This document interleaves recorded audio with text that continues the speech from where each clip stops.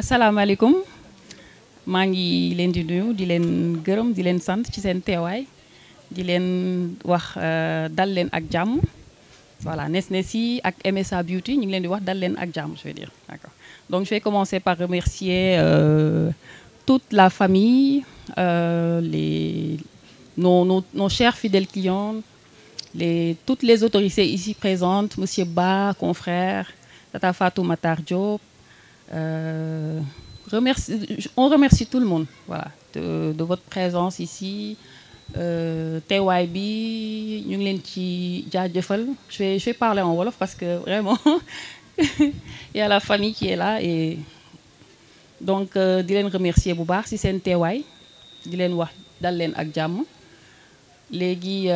dama bëggoon jox kàddu bi sunu taaw ki fi représenté sunu papa tey muy Adja Fatou Gueye Thiam. Léegi pour sànni kàddu rek def ñaan ñu mën a démarrer activité yi. bismillahi rahmaani rahim. asalaamualeykum sunu mbokk yi fi toog maa ngi nuyu ñëpp góor ak jigéen mag ak ndaw di ñaan yàlla sunu borom bi yàlla nañu may ñu commencé bismillahi rahmaani rahim eggaleeg sunu sabab alhamdulilah rabbil alamin. di leen gërëm di leen sant ci déplacement bi ndax ku nekk xam na ne jot gi fi mu nekk nii néew na ak yëg-yëg bi ak toogaay bi di xaar ji leen ci balu àq di wax ne lii ñu sumba nii tey sama rakk ji ko sumba tey ba mu koy laata construire tàggu na ma ñaanal ko yàlla tey nag kon sama xol sedd na ndax nit ki boo koy ñaanal danga ko naan yàlla na nga ko fekke te tal ko te loolu laa ko ñaanaloon te sama rakk yi tubaar fa kàll macha allah sunuy waajur dem nañu waaye bu ñu dellu si woon ñoom ñëpp kenn du ci toogaat sa defaraat sa toogaay muy mag di ndaw di góor di jigéen ndax ku ci nekk waajur ya dem nañu waaye waajur yi des nañ fi ndax li ñu bàyyi woon ci ñun ba léegi mu ngi ci ñoom. Premièrement jullite nañu, deuxièmement yaru nañu, troisièmement xam nañu seeni mbokk clôturé wu nañu ak seeni mbokk kon nag alhamdulilah rabbil alamin. Ndey Ngoy nag tubaar fakàll macha allah moo ay tey man ñëpp lay gërëm ndax ñëpp baax ci man ñëpp a topp ci man waaye nag dencalaw maa jigéen comme que tey moom moo aye damaa bëggoon lii fekk ko fi waaye nag lii la yàlla dogal ma di ko ñaanal yàlla lii mu sumb yàlla sunu borom bi kàttanal ko ci ak rakkam yi ko jàppale yàlla nañu fekki lépp yàlla bu leen ci kenn nettali dara seen ginnaaw maay seen taawu baay dëgg la waaye teg ngeen ma fa ngeen tegoon seen pap te yàlla rek a tax may wax dootuma fenel kenn je suis née en 46 kon nag dootuma fenel kenn fi ngeen ma teg fa seen yaay ji toog yàlla na leen fa yàlla teg ñi jiitu ji yàlla na yàlla yërëm leen te dëkk leen ca barsàq waaye seen yaay ji dina am lu baax ndax dama fekke léppam bañ koy jox sama papa maa ko mag fuuf mu toog fa nag te muñ ko nag te xaar ka fa nag biram nguñ ja sàng ante lépp lu la sama papa ñaanaloon ci sama kanam man mi ma seede ko teewe ko yàlla na nga ko jariñoo caam yàlla na nga ko jariñoo te fekk sa lépp njaboot tubaar fa kàlla macha allah maa ngi ñaan yàlla yu fi nag du gudd ndax nit ñi dañu yàkkamti waaye day calaw maa jigéen njooro anta kumba fa njaay jaal mbuub ak jaal caam ak jaal ma ca ayre jaar mi daan war ndimba sànni joor di bañ gawar bu war ndimba sànni joor bu gisee gawar bu war ndimba sànni joor xëy jam bay dal yàlla na lépp barkeel yàlla na lépp barkeel ni sama xol bi sedde yàlla na ko ni seen xol yi sedd ci barke yonent bi sallallahu alayhi wa sallam yéen rek ma tax a génn gëj naa génn ndax sama yaram neexul waaye lii mënu ma ko wuute ndax sama xol bi dafa sedd te yàlla nañ ko fekk ak képp ku ko fekkee yàlla nañ ci jariñu ci kattanu yàlla yonent ba barke Cheikh na Ahmed Tidiane Chérif naan naa ko yàlla te yàlla dina ko def incha allah jërë ngeen jëf caam kontaan naa te kontaan naa. Alors, comme ni ngeen ko gisee ci image yi je travaille avec Ndeye depuis plus de maintenant peut-être presque 2 ans parce que bi muy commencé produit yi boobu lancement amul dara amul ci la ma woowee woon ma ñëw après mu ne ma dama bëgg a liggéey ak yow et aussi ma nekk nit boo xam ne du ma dugg ci ay juste je fais pas la pub pour wan nit ñi ne dama genre maa ngi ci benn affaire alors que gëwuma ko ma ne ko est-ce que tu peux me donner les produits je vais essayer chez moi su ma ci gisee sama bopp bu fekkee vraiment gis naa sama bopp ma doog a commencé waxtaan ci ak sama communauté et c'est loolu laa def pendant 6 mois ma utiliser ko avec toute ma famille vu que c'est des produits yoo xam ne góor jigéen xale ak sama doom ñu ñëpp ñu utiliser ko ak sama yaay ma gis ci sama bopp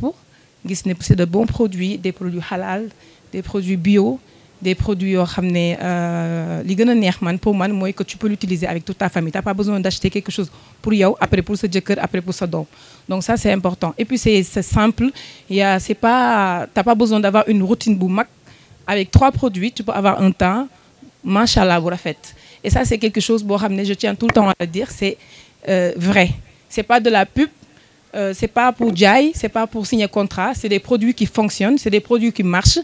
et puis mu ngi noonu sama pot yëpp jeex na ndax sama yaay moo koy xëccoog man donc voilà léegi maa ngi ñaan yàlla salon MSA Beauty bi mu ubbi di ci exposer ay produits yàlla na ko ci yàlla defal lépp lu mu bëgg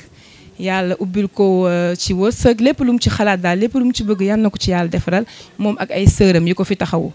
voilà je suis très contente ci sama collaboration ak moom jàppewu ma sax genre dañuy liggéey nga ma lay fay mais daf ma jàppee comme rakkam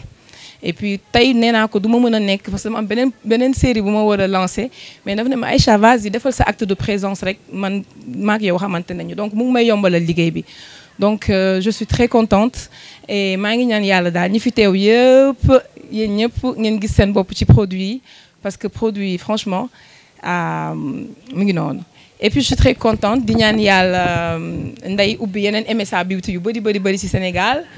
ah tamit képp ku nekk ci biir gis ci sa bopp franchement je suis très contente et désolée de partir comme ça bëggoon naa toog ak yéen mais comprendre leen rek ne liggéey bi la merci beaucoup et que la fête soit belle. gannaaw bu ñu santee yàlla julli ci yonent alayhi salaatu wassalaam maa ngi sant samay waajur di leen gërëm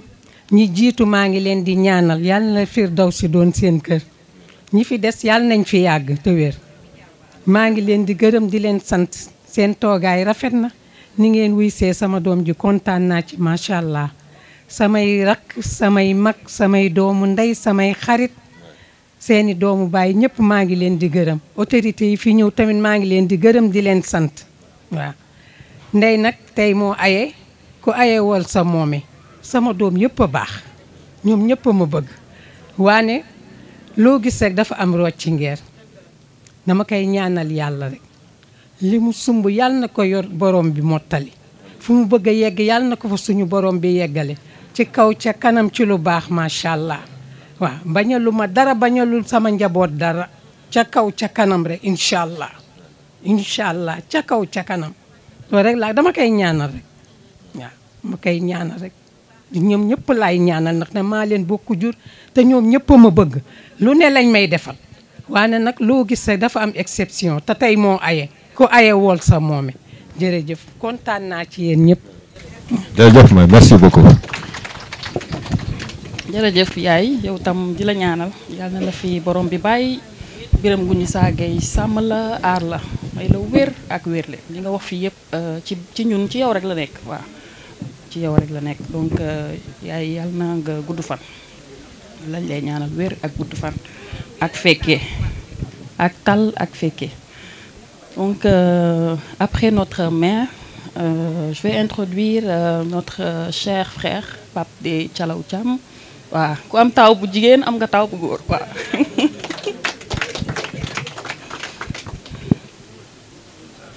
ma la dàq yuuxu defal ni tuuti man jooyuma xaaral ma def nii comme ça ngeen mën a dis image bi dañ koy publicité tey nees nees moo xewle nuyu naa leen yéen ñëpp ku nekk ci sa tur ak sa sant balaa may commencer damay ñaanal suma papa parce que fekkeewul suñu njariñ sama papa dafa génn àdduna may taw ci sama yaay maa ngi jàng ak maa ko yéene woon defal ma yéene defal suma mag yëpp moom laay ñaanal yàlla na ko suufu Tuuba sedd di gërëm suma yaay kuy dund dañ lay gërëm ku dem dañ lay ñaanal di ko gërëm baax na foo xamee ni bu demee ba sa doom naan la sa yaay dafa baax te dañuy roy ci moom lu baax rek lay wax lu baax rek la ñuy digal man dama xaw a tàng dama jël sama baay nag damay tàng yéeg ba ci kaw par yenn saa yi bu ma ñëwee fekk ko bu ma waxee rek mu sedd ma sedd waaw ma sedd dañ koy gërëm dama koy tooñ sa naan ko yambar bi di ko tooñ naan ko yambar gi donc ñu ngi lay gërëm yal na la yàlla may fan yu gudd nga fekkee pareeguñu di la defal daañ ko yeggale bu soobee yàlla may gërëm sumay mag parce que suma papa dafa liggéey kër goo xam ñëpp dañu uni waaw man suma mag bu góor moo ma yar Abdou Thiam mooy suñu taaw bu góor def lépp ci man ak jikko mais baax la def ci ñun ak am jom liggéey def naa quasiment plus de 15 ans bitim réew dama jàng loolu la ma waxoon dama jàngi may jàng rek di jàng rek comme ñëpp di am ay diplôme di jàng master yi di dugg école d'ingénieur di jàng bu ma toogee di waxtaan ak sumay xarit dama naan leen musuma ut liggéey man à part liggéey étudiant musuma ut liggéey ci àdduna balaa may pare jàng dañ ma woo fa may jàngee jox ma liggéey ci multinationales yu mag ba léegi ba may ñibbisi di ubbi suma entreprise musuma jël sama CV ci li ma jàng jox ko nit mu liggéey dama dem bëggoon wan yoon bi sumay rakk donc bu ma gërëmee sumay mag yi nga xam dañuy defal après léegi damay ñëw gërëm sumay rakk ñii dañoo neex a taawoo loolu laa leen di wax xaw ma ndax olof la wala déet taawoo man damay taaw donc ku neex a taawoo la ñu parce que du ma wax déggal nañ ma ñoom dañoo yaru ba pare dañoo yaru dañoo baax musuma leen taaj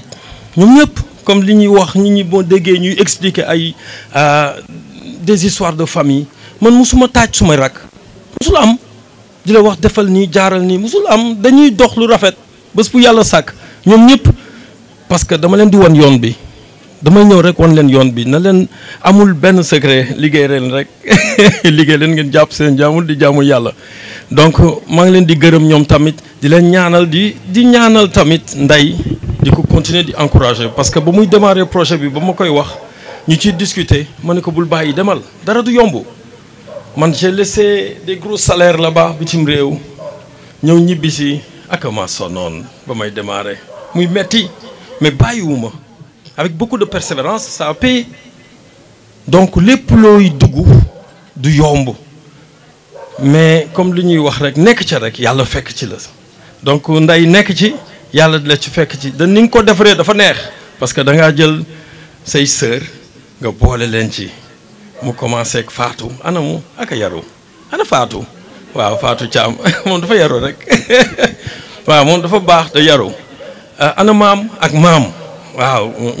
très caractériel mais voilà soxna seen rakk bu jigéen mooy caat moom di ko caat da yor ëmb très gentil dama leen di citer ñoom ñëpp parce que c'est même petit frère Xaadim mooy caat tamit yàq ko yaayam daf ko yàq waaw mais tamit mu ngi stop ci yoon bi parce que mu ngi jàng amul problème bu leen bàyyi soxna waaye continuer leen di liggéey rek nii la jàpp leen ci maam jàpp leen ci sister jàpp leen ci bu baax waaw lii yàlla na doom poste bi yàlla na doon bi jiite yàlla na nekk une franchise boo xamee dañ koy dis ci dëkk bi di ko dis ci West Afrique ba bitim réew parce que mën na nekk loolu waaw mën na nekk loolu leen dis mën na nekk waaw liggéey rek waaw di maa ngi gërëm tamit toute la famille qui est là gis naa ñëpp sama tante yi bàjjan yi yéen ñëpp maa ngi leen di oncle yi ak dëkkandoo yi ak samay cousin waaw ak samay sœur waa Gibraltar waaw suma yaay yu baax yi waaw ñoom dañ ñëw sot si yéen ñëpp ñu ngi leen di gërëm bu baax yaakaat yi Adja waaw ak suma maam moom dama koy beral loxo moom laa bëggoon terminer parce que mooy mag di koy ñaanal rek moom yàlla may ko wér gu yaram yu bari yàngooy moom day ree rek waaw moom day reetaan rek donc yéen ñëpp ñu ngi leen di gërëm ñi fi toog ñëpp les invités yéen tamit ñu ngi leen di nuyu di leen gërëm ci teewaay bi ngeen def fii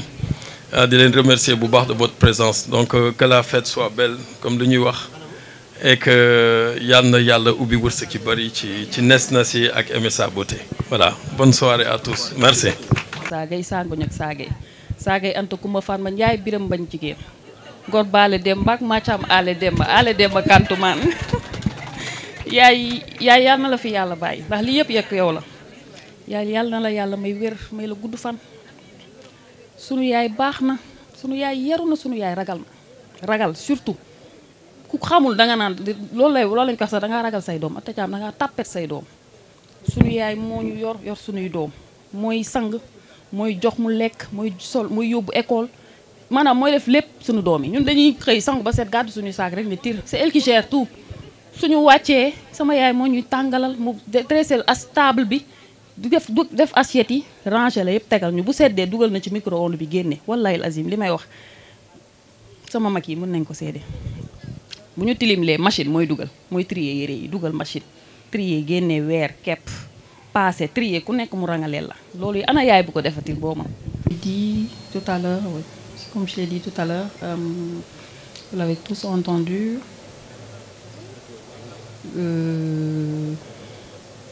liggéey rek voilà comme le dit notre frère comme il l'a répété encore voilà le terme résonne day résonner tout le temps suñu nopp yi liggéey rek à chaque fois boo waxee ak moom téléphone balaa ngay raccroché sax loolu la may liggéey rek donc liggéey rek voilà ki ngeen gis fi mu wax léegi loolu la xam loolu la nàmp donc loolu rek la mën a def donc alhamdulilah di ko ñaanal li mu sumb yàlla na ko ci borom bi taxaw jàppale ko ci fulal ko mu nekk ay institut yu bëri voilà partout ñu koy dégg partout dans le monde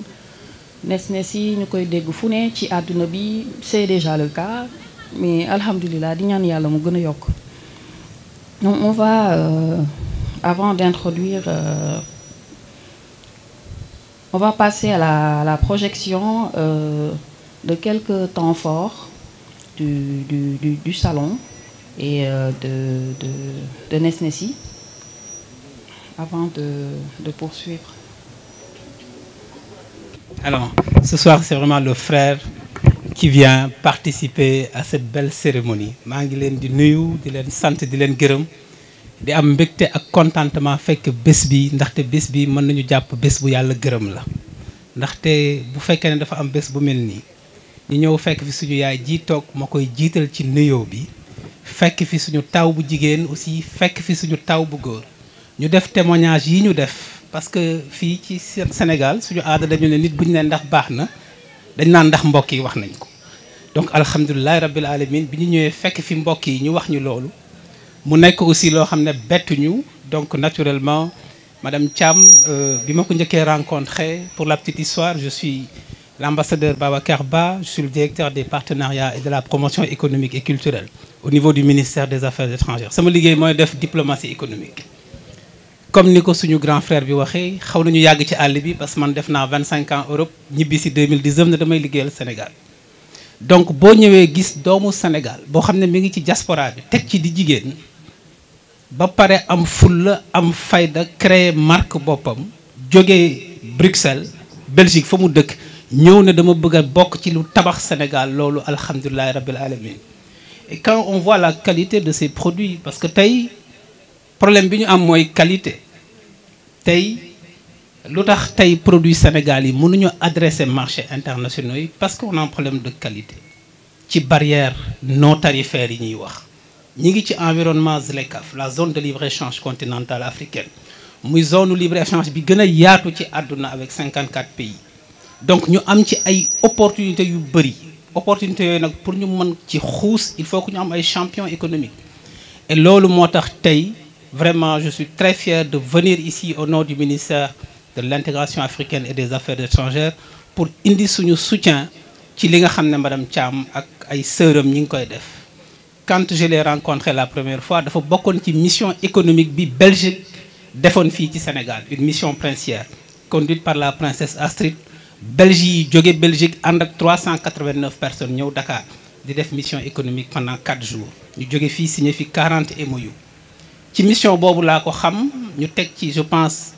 ci ëllëg si mu ñëw seet si ma sama bureau ànd ak borom këram et depuis ce jour-là on s'est pas quitté. Produit yi bu ngeen duggee man sama bureau dama ko fa teg di ko utiliser muy fierté aussi ci ñun parce que on est dans un monde vraiment de compétition et tey quand des produits sont comme ça brandés de la qualité am code barre certification halal parce que loolu aussi du lu ndaw ñu mën ko dugal ci centres commerciaux yi ci àdduna bi c'est une fierté nga dugg tey gis ñu teg L'Oréal teg Clinique teg Nestlé loolu alhamdulilah rabbil alamin et maman vraiment suñu kilifa yi fi nekk mbëggoon ñu gënoon ñaanal soxna Fatou parce que li muy def dafay yëkkati turu Sénégal ndaxte Nestlé wolof la bu ñu demee tey ba biir Macy's New York ñu ne war nañ fa mën a gis tey Nestlé loolu sant yàlla la et vraiment bëgg leen feddali fii suñu engagement pour jàppale ko. Je suis tellement fier keroog dama nekk ci autoroute bi gis affichage grand public ñu def ci Nestlé ma capturé ko ci sama téléphone bi ma eggee sama bureau ma yónnee ko ma ne ko voilà ce qu'il faut parce que tey dañu bëgg tey une pénétration commerciale des produits parce qu'on a une demande intérieure d'abord ñu boole woon ko ak l'association des pharmaciens du Sénégal ba tey les produits ñi ngi ci ay pharmacie Sénégal keroog bi ma ne tase naa ak docteur Pape Biram samay produits mi ngi pharmacie plus Maris keroog ca ngoon ba ma wàccee dama dem ba ci biir pharmacie gis produits yi et pour vous dire que vraiment madame Thiam elle travaille bien te li ñu bëgg tey ci Sénégal mooy am ay borom xam-xam yoo xam ne ñi ngi entreprendre parce que ce n'est pas l'État qui crée de l'emploi c'est le secteur privé qui crée de l'emploi donc loolu daf may permettre aussi ma ñaax ñi nga xam ne moom la ñuy liggéeyal parce que c'est un héritage très lourd kii defar KFC dafa commencé woon toog buntu këram di saaf ay jën di saaf ay ginaar mu neex mu jékki-jékki ubbi benn mbaar ba affaire bi jàppee tuuti mu ubbi quelques mbaar et tey c'est une multinationale. Ce qui est vrai pour KFC l'est vrai pour L'Oréal parce que c'est une entreprise familiale c'est vrai pour toutes les entreprises ci benn la ñu commencé mais dafa fekk ñamu commencé ñu gëm ko. Donc aujourd'hui cette boutique ici donc de MS Beauty comme li grand frère wax léegi ñu war a dem mu nekk une franchise ñu dem ci franchise fépp ci biir Afrique ñu gis ko fa ba gis ko ci àdduna bi te loolu en tout cas pour notre part c'est notre métier de pouvoir accompagner un champion économique sénégalais pour qu'ils adressent des marchés à l'export. Donc loolu dinañ ci gën a taxaw xool comment aussi Nestlé peut participer am aussi ce qu'on appelle les certificats d'origine parce que tey Sénégal day signé ay accords de libre-échange ñu ngi ci zone CEDEAO boo xam ne am nañu schéma de libéralisation des échanges avec un certificat d'origine di ngeen mën a jaay dans 15 pays te du ngeen fay droit de douane et c'est la même règle d'origine qui va s'appliquer avec la ZLECAf. C'est un marché de 1,3 milliard de consommateurs avec le certificat d'origine mais loolu suñu liggéey la ñun xool naka la ñuy def ba gën a renforcer Nestlé parce que la responsabilité de madame Thiam c'est d'avoir créé Nestlé. C'est notre responsabilité collective de faire vivre et grandir Nestlé parce que aussi c'est une institution parce qu'elle crée des emplois et c'est notre responsabilité en tant qu'État non seulement de garantir la pérennité des emplois qui sont créés mais de pouvoir en faire un champion économique ba demain de Dakar à Djobour, de Djobour à Phnom Penh et de Phnom Penh à New York on retrouve des produits Nestlé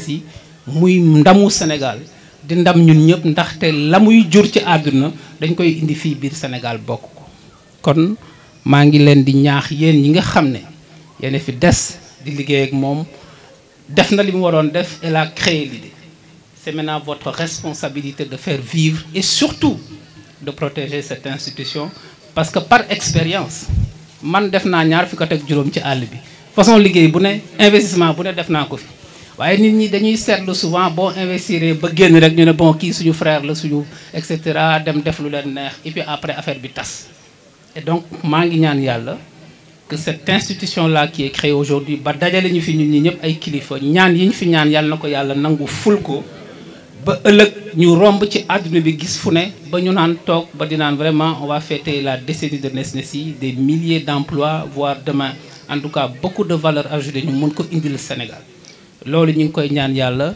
donc ci li ma bëgg a daanale rek mooy loolu di remercier aussi di féliciter les sœurs keroog bi ñuy mujj ñëw di ma seet si j'étais tellement touché j'ai vu là c'est une corde c'est-à-dire que bande la quoi ñu ànd ñoom ñëpp ay sœurs ñëw toog sont gentilles elles sont jolies elles sont surtout brillantes et donc ñuy wax j'ai senti la générosité et c'est ça Sénégal loolu rek la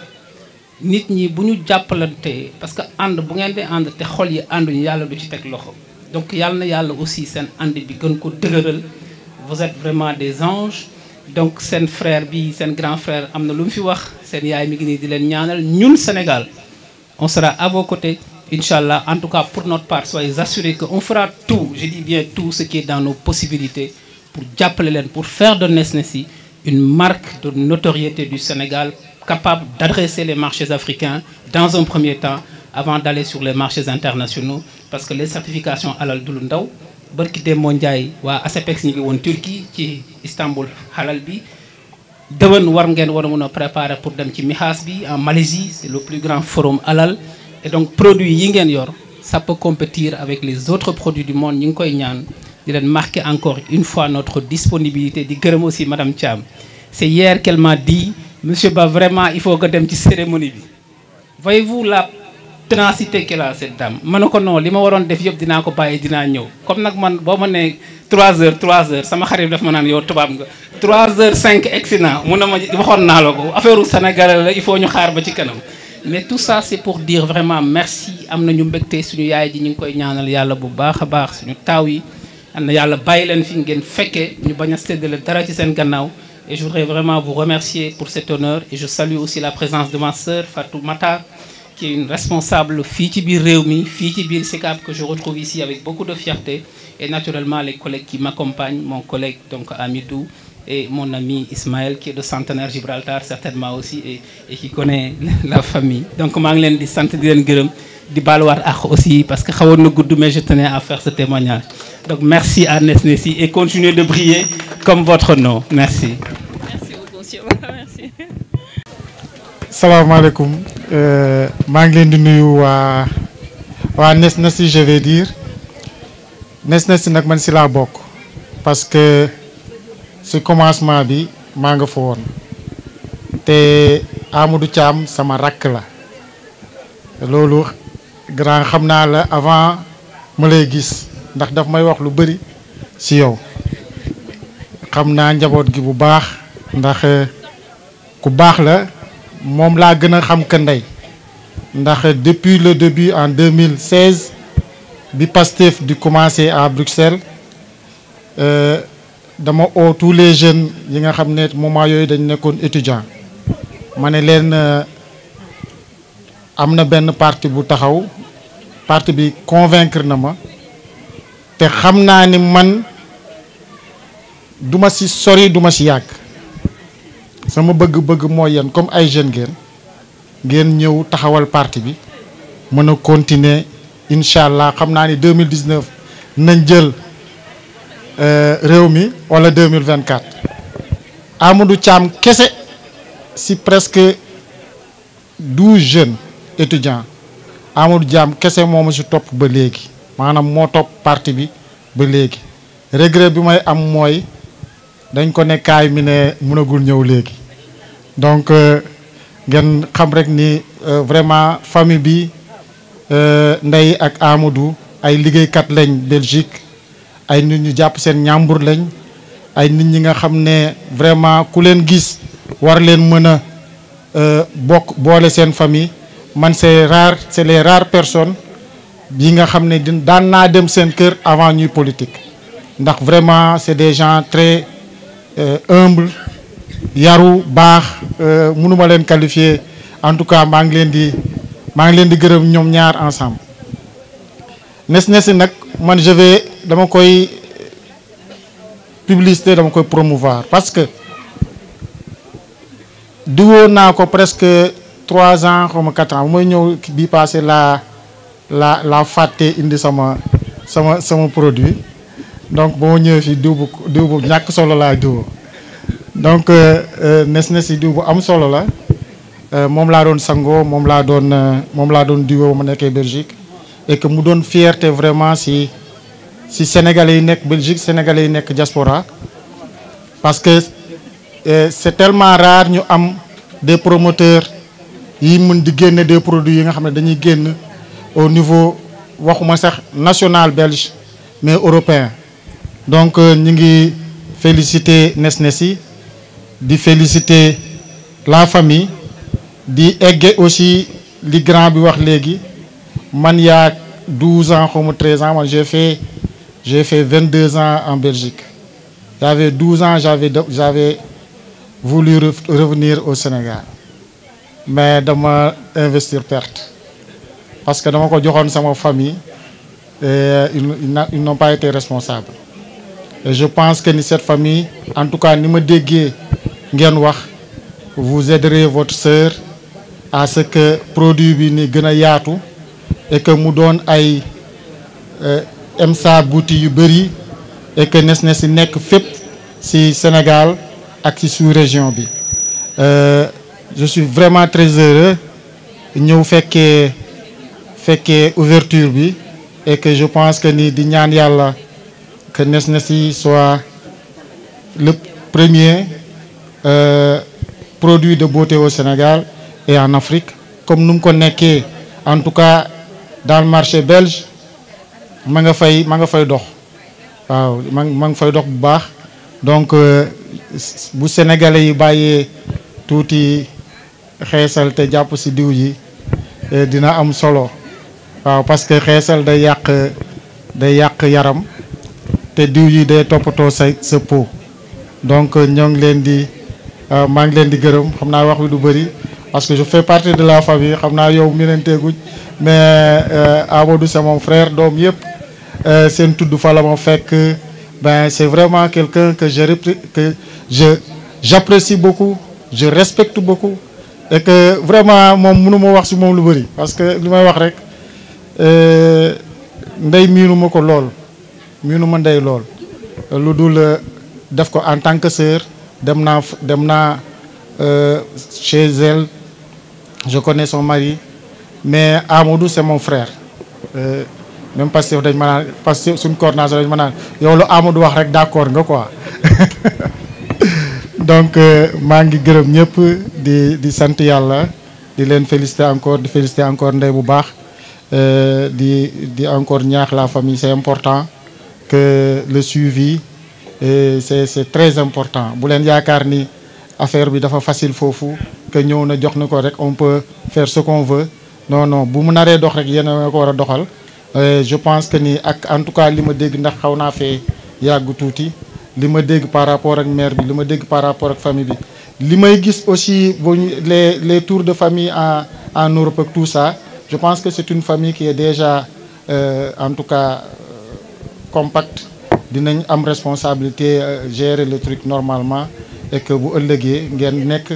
des DG dans des succursales. Je pense que ni c'est foofu ngeen war a xool et que ngeen bañ a xool dès maintenant moment yi nii maa ngi leen di gërëm di leen sant merci beaucoup jërëjëf. rahmaani rahim la hawla wala quwwata illa billah al azim di kontaan di nuyu ñëpp honorables invités. Très cher ambassadeur, Excellence, Monsieur Babacar Ba et ses collègues. J'ai deux casquettes. Casquette d'une voisine, casquette d'une cliente, casquette d'une actrice de la diaspora. Comme son Excellence, comme Monsieur l'honorable député, j'ai vécu aussi 26 ans à l'étranger. Et j'ai tenu mon courage à deux mains et rentré définitivement au Sénégal pour entreprendre. Au début. Après, j'ai eu la chance de travailler dans un très grand programme de l'État et ce qui m'a permis vraiment de connaître le pays et de rencontrer des actrices comme Ngoy. Ngoy, je l'ai rencontrée comme son Excellence lors de la mission belge qui s'est tenue au Radisson il y a 2 ans. Elle a présenté son projet. Comme je dirigeais l'association des femmes leaders issues de la diaspora, j'ai été conviée au panel qui était présidé par l'ancienne secrétaire d'État du Sénégal extérieur. Donc j'ai connu Ngoy et c'est pas par hasard qu'elle est venue ouvrir son salon dans mon immeuble.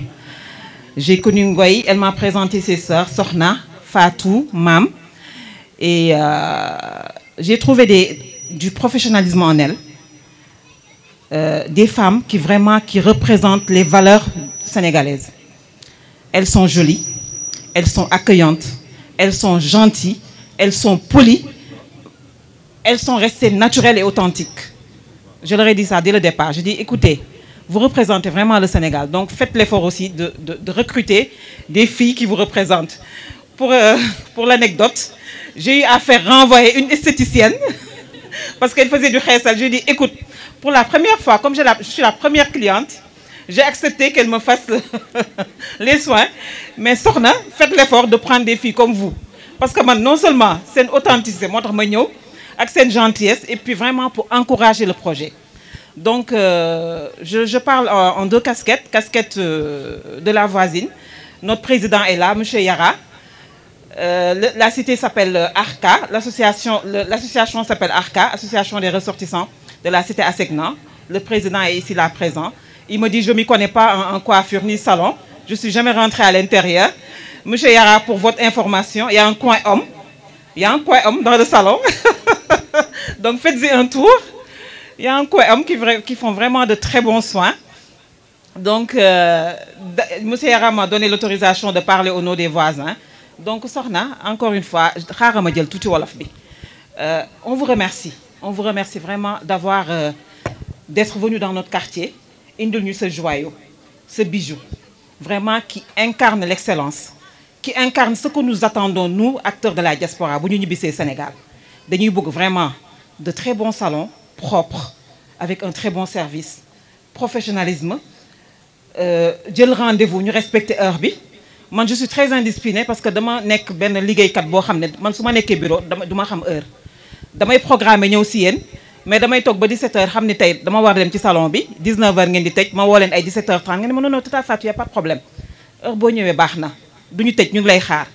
ma gàtt xel aussi su ma ñëwee toog soin ba 19h passé may la soxna heure baa ngi soog a jot de doo wàññi soin bi rek ba suba ñu àggale nga ne ma non tout à fait bàyyi rek y a pas de problème bàyyi rek ñu àggale. Donc, il m'arrive de rester dans le salon jusqu'à l'heure passée, 19h30, 20h. Mais elles sont là, toujours souriantes, gentilles, accueillantes. Si nous avons café, nous avons avec yow. Sama domi aussi, bu ñu rombé aussi pareil. Vraiment, mang leen di ñaanal yalla. Comme nous avons excellence waxé, projet bi mo nek projet bo xamné ça va être une franchise. Ñu koy gis non seulement partout au Sénégal, diko gis dans la sous-région, diko gis partout au monde. Parce que ça vraiment suñu ndam la. Un produit purement sénégalais, avec un nom bien sénégalais, avec des Sénégalaises qui font la promotion. Lolo, ndam la, ndam pour nous ñëpp la. C'est pas ndam seulement pour la famille Thiam, ni la famille, ni le quartier, mais c'est vraiment ndam pour tout le Sénégal. Nous avons dit le projet bi mu nekk un grand projet. Les petits Ndeye Ngoye planifié, beaucoup entreprendre, beaucoup créer emploi, beaucoup taral Sénégal partout dans le monde. Yalla nako suñu borom nangu. Ñun dal loolu lañ leen di ñaanal. Man kontaan naa, fier naa vraiment d'avoir accueilli ce joyau dans mon immeuble et dans le quartier. Je vais pas être long parce que bientôt ça va être Timis. Je vous remercie tous et puis voilà, que la fête soit belle. maa ngi nuyu ñëpp di leen gërëm tey moom du ma nit kuy wax sax ci mbooloo mais tey su ma waxul dafay nduru leneen parce que maa ngi Ndeye Ngoye du tey ñoo nekkoon ensuite ñoo jàngandoo. Pareil, bi ñu nekkee ensuite ñëpp dañu daan wax seex yi jumelles yi chaque fois ñu ñuy tooñee loolu benn jour ñu dem école mairie di ut extrait de naissance ki ñuy defal extrait bi daan ne ma mais yéen ay seex ngeen wala ma ne ko mais comment ça mu ne parce que livret de kii bi yow dañ la bind gauche moom ñu jënd ko droite ma ne ko ah mu ne ma waa ñu nekk bokk suñu mois de mai kon Ndeye Ngoye mën naa ne suñu nee jumelle lañu dama koy nangu. mu nekk nit koo xam ne tamit xëy na di nga seexoog nit mais da ngeen di bokk ay jikko tey dama kontaan parce que dama ñëw dégg ñëpp acteur de la diaspora ñun ñëpp foofu la ñu nekk parce que man moom moo ma jiitu am jëkkër sëyi Belgique man tamit ma ñëw am jëkkër sëyi Suisse suñu doom yi lépp daal li ñu naan yàlla moo koy def rek tey je parle avec émotion parce que dama fier ci moom fier sama bopp parce que dañ ko wane te depuis bi ñuy nekk xale tuuti yu ndaw nekk Gueule Tapée ma dëkk Sacré-Cœur mu dëkk Gueule Tapée ñu tukkeendoo tukki yomb na mais nga réaliser dara moo jafe te tey su ma gisee ñu bëri muy député honorable ñëpp ñibbisi kon tey dañu jóg pour jàpp Sénégal man j'évolue dans l'énergie renouvelable solaire lay liggéey et tout je suis rentrée en 2014 comme ni kii di wax rek tamit suñu frère Pape c'est pas facile en début de rentrer au Sénégal c'est pas facile du tout mais li ñu naan boo nekkul jàmbaar nekkoo liggéeykat jaaroo diaspora boo ñëwee da ngay dawaat mais sant yàlla dañu ñëw et on s'impose pour dire que nous sommes des Sénégalais et fiers de l'être, ñun ñooy liggéey suñu dëkk. Donc tey su Ndeye Ngoye defee lii dama siy kontaan, mais xam naa ne c'est un début. Mais je sais que ne li si kanam mooy ëpp parce que day ñëw parce que suñu mag moom suñu lépp dafay coïncider suñu doom yi ñoo bokk âge. dama ñëw moo ma jiitu ma ñëw am doom suñu doom yi suñu taay yu 13 ans ma am doom bu jigéen ma am doom bu jigéen ma am doom bu góor ma am doom bu góor et bizarrement aussi ñu ñëw suñu ay jëkkër bokk mois de juin ñu nekk mai ma ne ko lii daal li naan yàlla dafay xam lié dama daan xam famille bi ñëpp xam naa leen macha allah waa Gueule Tapée di may ñëw suñu ne ma yow doo kii yow Mame Diarra Thiam man leen waaw man léegi man ñoo yëpp ñoo bokk xam nga mais daal dafa neex mais pour lui dire que ne Ndeye Ngoye franchement je suis immensément fière de toi et continue de briller pour dire que ça c'est seulement un début. Mais je sais que nous en tant qu'enfants du Sénégal, nous sommes là et on ne regrette pas et on va travailler pour le pays. Et merci, je vous remercie.